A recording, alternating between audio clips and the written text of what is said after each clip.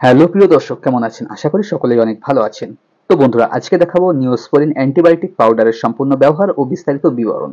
তো বন্ধুরা, এই যে নিওস্পোরিন অ্যান্টিবায়োটিক পাউডার, এটি সাধারণত স্কিন বা ত্বকের যেকোনো ধরনের ইনফেকশন বা জীবাণু সংক্রমণকে কিন্তু এটা ভালো করে থাকে। যেকোনো কারণে যদি ইনফেকশন হয়ে থাকে স্কিনে, বিশেষ করে কেটে গেলে, কোথাও পুড়ে গেলে বা আঘাতজনিত ব্যথা থেকে কোনো রকম ইনফেকশন হয়ে গেলে, এছাড়াও কোনো রকম ফোড়া বা বয়েলস হওয়ার পরে যে পুঁজ বা পায়োজেনিক ইনফেকশন যে পুঁজ হয়ে থাকে, সেই পুঁজকেও কিন্তু রোধ করতে এই পাউডারটি ব্যবহার করা হয়ে থাকে। এছাড়াও সদ্যজাত শিশুদের যে নাভি উঠে গিয়ে যেখান থেকে রস কষানি বা পুঁজ ঝরতে থাকে, সেই সমস্ত নাভির ইনফেকশন কিন্তু রোধ করতেও কিন্তু এই অ্যান্টিবায়োটিক পাউডারটি কিন্তু ব্যবহার করা হয়ে থাকে। এক কথায় এটি একটি জীবাণু সংক্রমণ রোধ করার একটি পাউডার। তো নিওস্পোরিন এই পাউডারটি কিন্তু দেখতে পাচ্ছেন 10 গ্রামের একটি পাউডার হয়ে থাকে এটা। ফর এক্সটার্নাল ইউজ অনলি, শুধুমাত্র বাহ্যিক ক্ষেত্রে এটা প্রয়োগ করা হয়ে থাকে।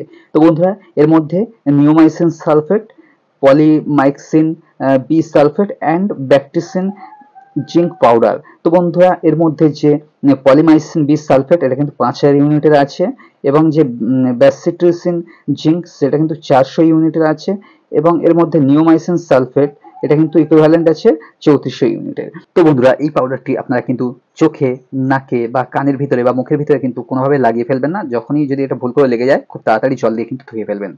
এবং এর ডোজ বা যে ব্যবহারের মাত্রা, এটা সারাদিনে কিন্তু 2 থেকে 3 বার কিন্তু আপনারা যে অংশে শরীরের যে বাহ্যিক ক্ষেত্রে যেখানে ইনফেকশন হয়েছে সেই সংক্রমণের জায়গাটুকু কিন্তু লাগাবেন, তার বেশি কিন্তু বেশি জায়গায় লাগাবেন না। বন্ধুরা, এই পাউডারটির কিন্তু বেশ কিছু সাইড এফেক্ট হতে পারে। এটা কিন্তু ম্যান টু ম্যান ভ্যারি করে থাকে, সবার ক্ষেত্রে হয় না। এটা কিন্তু খুবই সেফ হিসেবে বা সুরক্ষিত হিসেবে ধরা হয়। তো বন্ধুরা, বেশ কিছু লোকের এর থেকে পার্শ্ব প্রতিক্রিয়া হতে পারে, যেমন স্কিন ইরিটেশন, স্কিন বা চামড়ায় অস্বস্তিকর ভাব, জ্বালা জ্বালা ভাব এবং চুলকানি ভাব হতে পারে। তারা কিন্তু অবশ্যই ব্যবহার করবেন না, যাদের এই অ্যান্টিবায়োটিক পাউডারে যাদের অ্যালার্জি আছে। এবং অবশ্যই একবার হলেও ডাক্তারের পরামর্শ নিয়েও কিন্তু ব্যবহার করতে পারেন আপনারা। এবং বন্ধুরা, এই পাউডার কিন্তু সকলেই ব্যবহার করতে পারে। এটা প্রেগনেন্সি মাদাররাও ব্যবহার করতে পারে। ব্রেস্ট ফিডিং করে থাকেন যে সকল মায়েরা, যেসব বাচ্চাদের দুগ্ধ প্রদান করে থাকেন, তারাও কিন্তু এটা ব্যবহার করতে পারেন।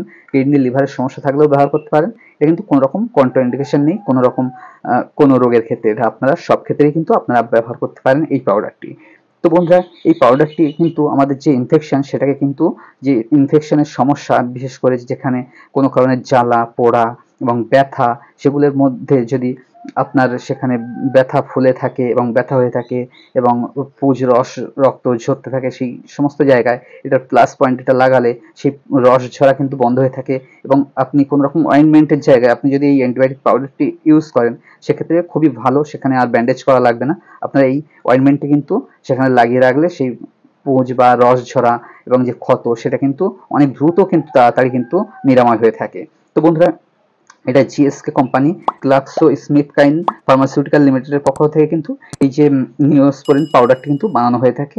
এবং এর এমআরপি বা বাজার মূল্য আপনাদের একটু দেখিয়ে রাখি, 94 টাকা 55 পয়সা। এর এমএফজি বা ম্যানুফ্যাকচারিং ডেট কিন্তু ডিসেম্বর 2023, এক্সপায়ারি ডেট নভেম্বর 2025। তো বন্ধুরা, এটা কিন্তু সর্বত্র অ্যাভেলেবেল পাওয়া যায় এটা। এবং এই কোম্পানির কিন্তু খুবই ভালো একটি কোম্পানি, এটা কিন্তু প্রস্তুত করে থাকে। তো বন্ধুরা, আপনারা যে কোনো কাটা ঘা যদি না শুকাতে চায়, বা আপনারা দেখছেন শুকাচ্ছে না, অনেকদিন হয়ে গেছে, সেক্ষেত্রে আপনারা এই পাউডারটি একবার হলেও কিন্তু অ্যাপ্লাই করে দেখতে পারেন, অবশ্যই ডাক্তারবাবুর পরামর্শ মতো। তো বন্ধুরা, ভিডিওটি ভালো লাগলে অবশ্যই লাইক কমেন্ট শেয়ার করতে ভুলবেন না, এবং এই চ্যানেলে নতুন হলে অবশ্যই চ্যানেলটিকে সাবস্ক্রাইব করতে ভুলবেন না। ধন্যবাদ।